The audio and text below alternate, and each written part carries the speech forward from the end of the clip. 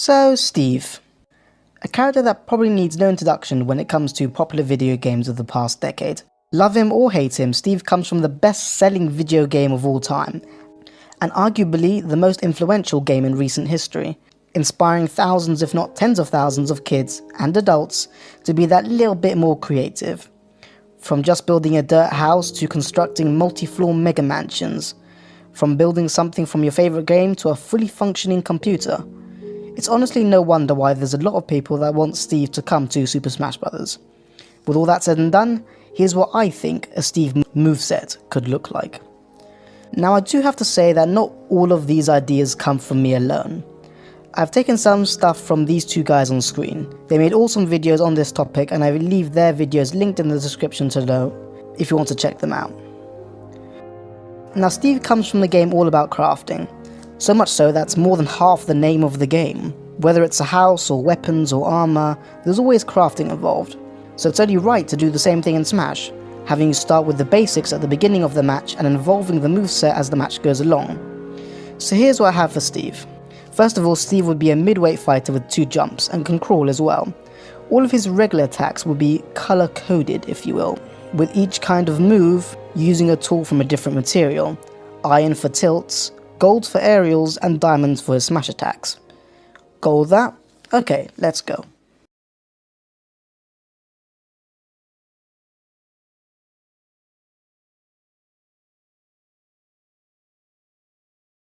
Steve's jab would be his regular one-hit punch. This move does 5% damage and can be spammed, like in the game. Forward tilt would be the iron pickaxe, using the same animation from the game and would do 10% damage. Down tilt would see Steve crouch and poke the ground with his shovel, similar to Martha or Lucina's down tilt, and does 8%. Up tilt would be the axe. Steve cuts the air above him and the axe comes crashing back into the ground, where it does the most damage. In Smash, axes would work the same way as in Minecraft, dealing the most damage, in this case up to 18%, but having the most beginning and end lag. His dash attack would be the hoe. Steve dashes forward with the hoe and hitting the ground with it, dealing 5% damage. You might be wondering where the iron sword is, but don't worry, that comes later. As mentioned before, aerials would use the gold tools, which are fast but deal very little damage. Neutral air would be a swing with the sword, covering mainly in front and slightly below him, and does 8%. Forward air would be the pickaxe, dealing just 6%, but can be used in quick succession. Down air would be the shovel, working similar to Roy's or Hero's down air, but does 5% damage. It would also do hardly any knockback, so this is attack more for stalling your opponents in place rather than damaging them. Up air would be the axe. This would be slower than the other aerials but stronger, dealing 14% and moving similar to Peach and Daisy's up air, but just back and forth instead of twice in the same direction. It would also have high knockback growth, killing off the top of the screen at even 80%. Back air would be the hoe, dealing 5% and acting like K. Rool's back air, with Steve swinging it behind him and it spiking downwards. Steve's side smash would be a swipe of his diamond sword. Think the first part of Young Link's side smash, and deals 14%. Up smash is the diamond axe, swinging over him like Toon Link's and does 18%. Down smash is the diamond shovel, acting the same way as villagers, being able to bury opponents on either side of him, and does 11% damage. Now you might be looking at this moveset so far and be thinking to yourself, well, this is a load of rubbish, and honestly, it is. But that's where the special moves come in.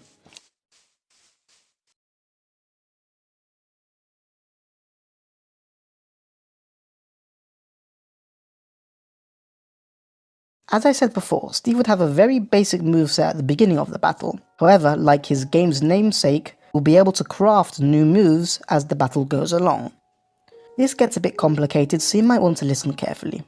Let's start with the neutral special. For Steve's neutral special, he would use a tool that is probably the most used in the whole of Minecraft, the inventory. This would give Steve access to 5 items, which can be selected in the same way as Shulk's Monado arts, just that will only be using the top half of the control stick, not all the way around. The first item would be an apple, one of the most basic foods in Minecraft.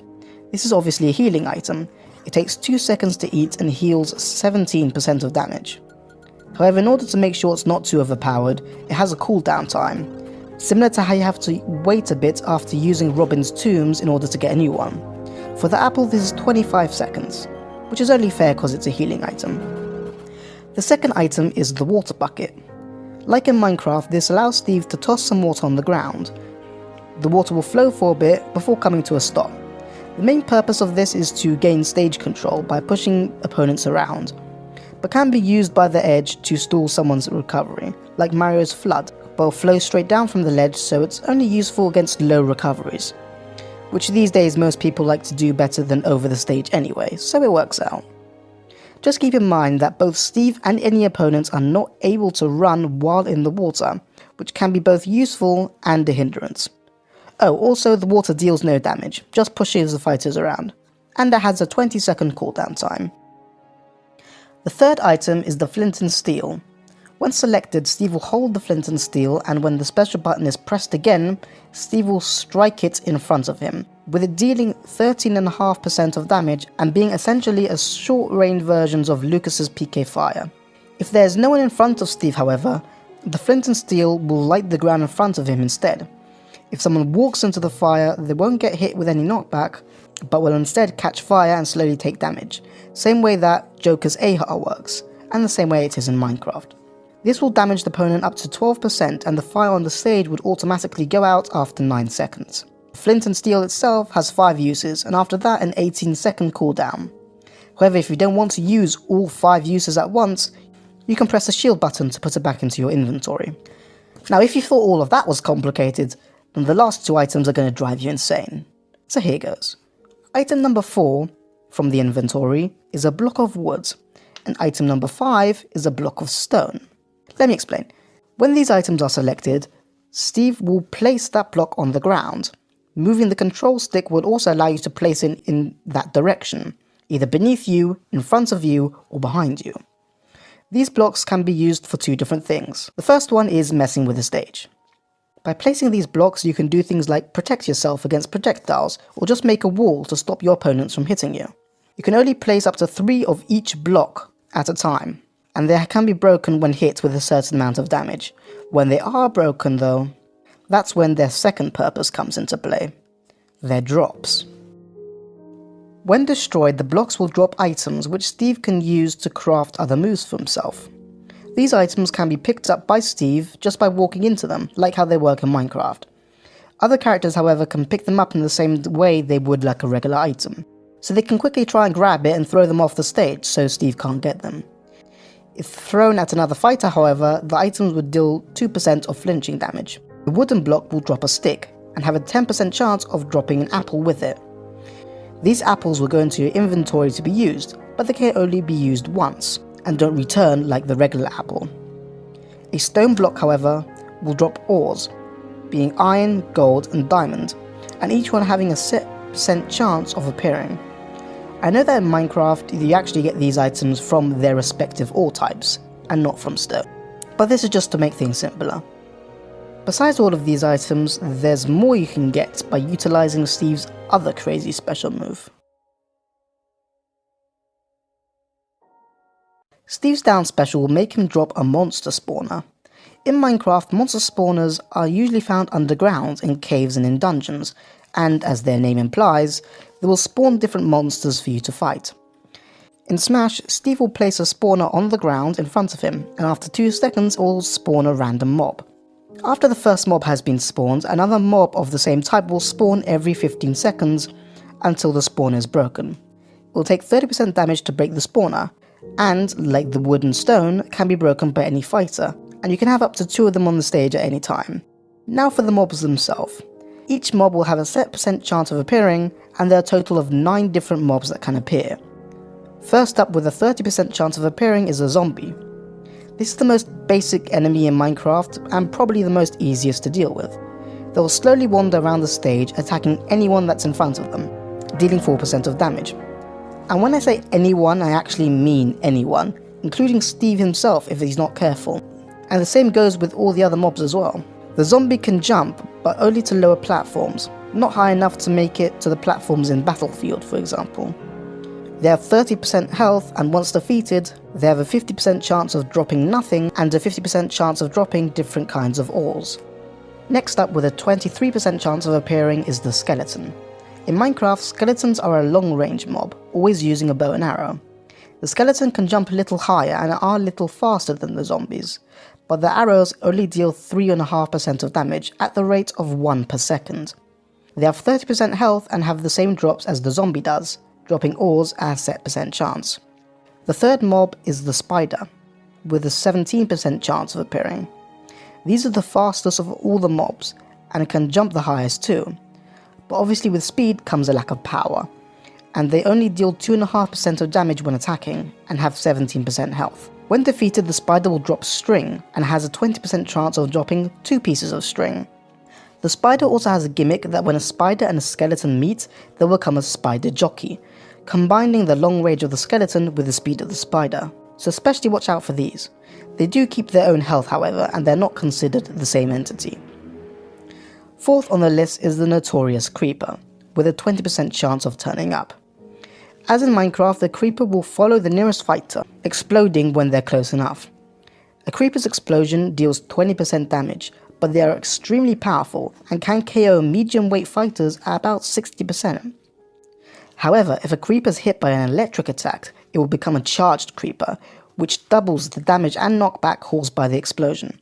You can defeat the creeper by dealing 30% damage to it, and it will drop a single piece of gunpowder. With a 6% chance of appearing is the Enderman. These tall, dark creatures move slowly, and they can pick up blocks that Steve have placed down. The Enderman attacks by teleporting around any poor soul that looks at them for too long, launching their dark energy at them, as well as biting, both dealing 12% damage. They have 40% health, and when defeated they will drop ores. However, unlike the zombie and skeleton, rarer ores will have a higher chance of dropping. And lastly, with 1% of appearing each, will be a pig, a chicken, a cow, and a sheep. These are quite obviously animal mobs, and they don't attack whatsoever. They just wander around the stage and try to avoid incoming attacks. They all have 20% health, and when defeated they'll drop their corresponding food item, which can be picked up and eaten to regain health. If they're killed with a fire or electric attack however, they will drop a cooked version of their regular drop, which heals double the amount it usually would.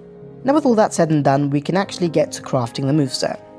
Steve will automatically craft the items for the moveset when he has enough items to do so, but he'll prioritize certain items over others. After crafting an item, a small icon will appear above his head to show you what item he just made, and will disappear after 5 seconds. Using a stick and 2 iron ingots will be the iron sword. See, I told you it'll come later. This replaces Steve's jab to a quick sword slash, dealing 12% of damage. If you have string from spider drops, Steve will make a fishing rod, using 3 sticks and 2 string. Then a bow, using 3 sticks and 3 strings. After that will be shears, using 2 iron ingots. This changes the forward smash to a multi-hitting cutting attack, similar to Bowser Jr.'s forward smash, and changes the neutral air to something similar to Mega Man's back air, just going forward. If you get another 4 pieces of string, Steve will make a lead.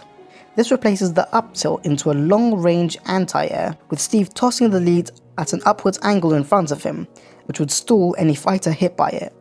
The lead will then descend to the ground, pulling fighters along with it, and then disappears, making this move a deadly trap for anyone in the air near Steve, and will put them in a disadvantageous position where they can be brutally punished afterwards. Steve will then use 3 pieces of gunpowder which are dropped by creepers to make fireworks.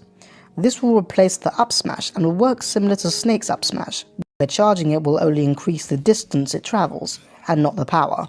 It will fly straight up in the air and explode at its peak, so similar to Isabel's Lloyd rocket. If you get 5 more pieces of gunpowder, Steve will make TNT, and this would replace 2 moves. Down tilt, where Steve quickly lights a TNT block in front of him and it goes off after a few seconds or if someone is near, and the dash attack, where Steve will throw a lit TNT block in front of him and it will explode when it hits the ground. The TNT blocks are very powerful, dealing up to 35% damage if you're caught in its epicenter, and have a large amount of knockback.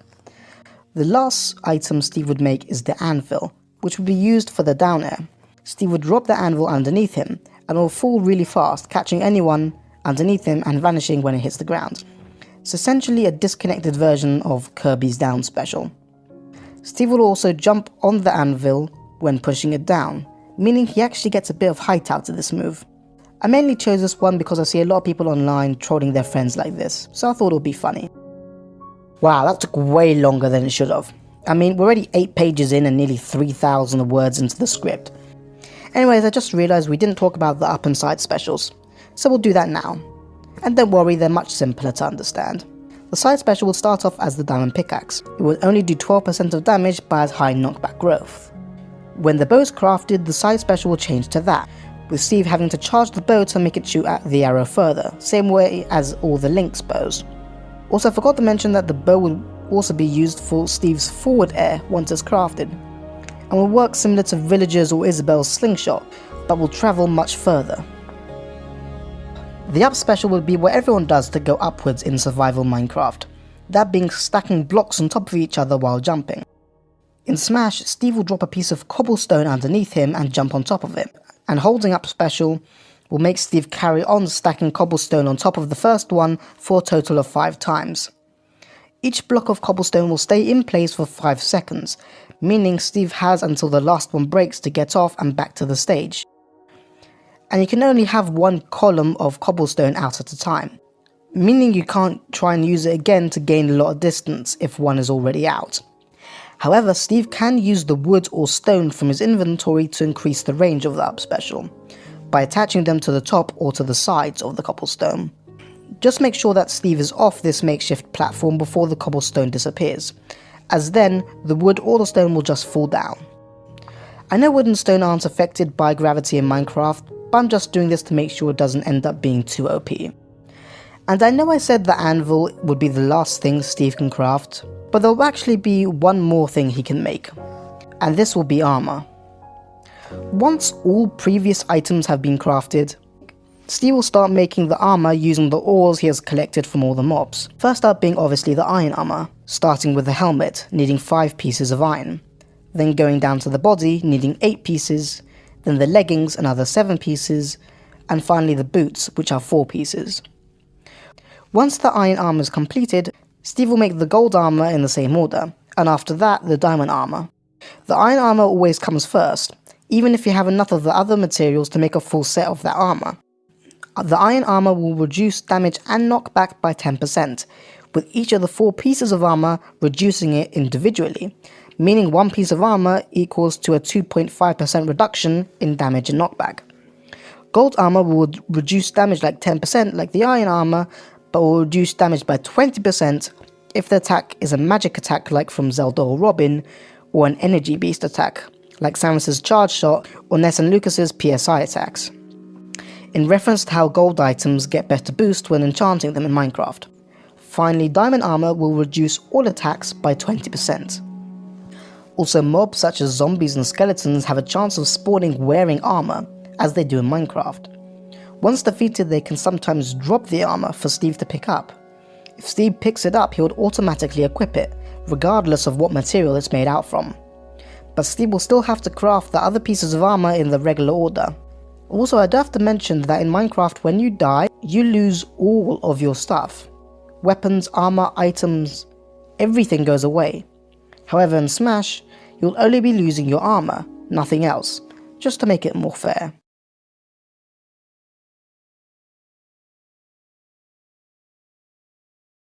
Steve will have a very simple grab, grabbing his opponent with his right hand and pummeling with his left. His forward throw would have him hold his opponent with the left and punch forward with his right. Up throw would be basically the same, but with a small uppercut instead of a punch.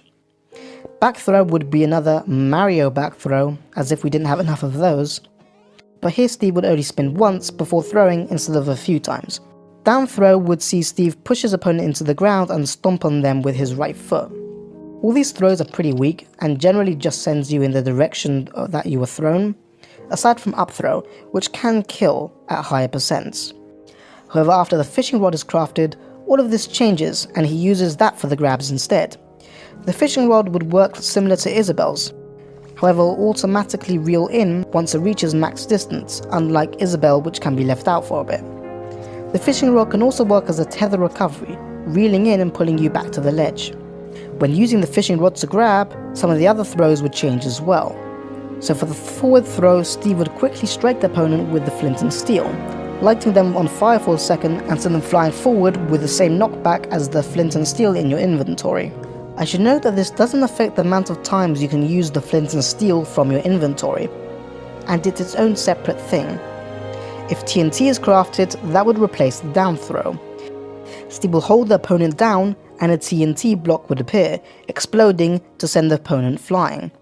Like the other TNT moves, this one is very powerful and can KO very easily at higher percents. Up and back throw would remain the same when using the fishing rod, because this moveset is already complicated enough.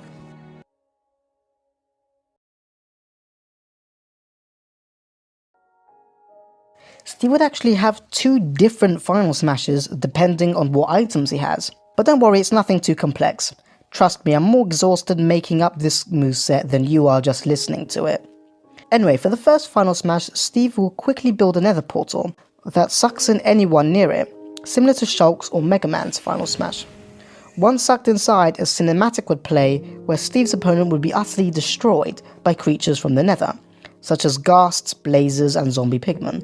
They will then be shot out of the portal, and if their percentage is high enough, will hopefully be KO'd.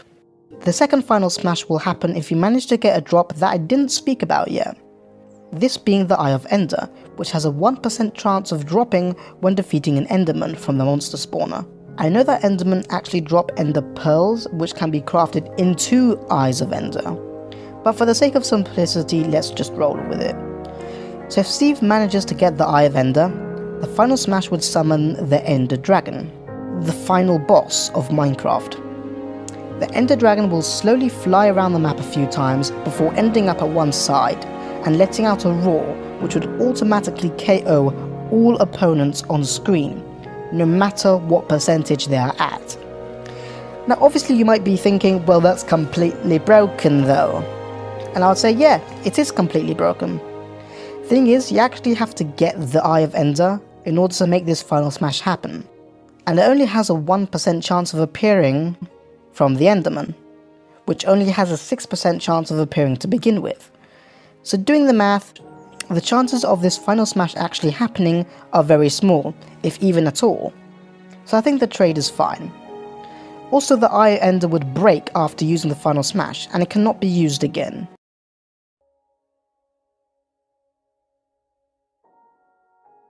The taunts and the victory screens will have a kind of theme to them, with the on-screen appearance and the taunts being stuff Steve would be doing at the beginning of the game, and the victory screens would be stuff we'd be doing throughout the game until the end.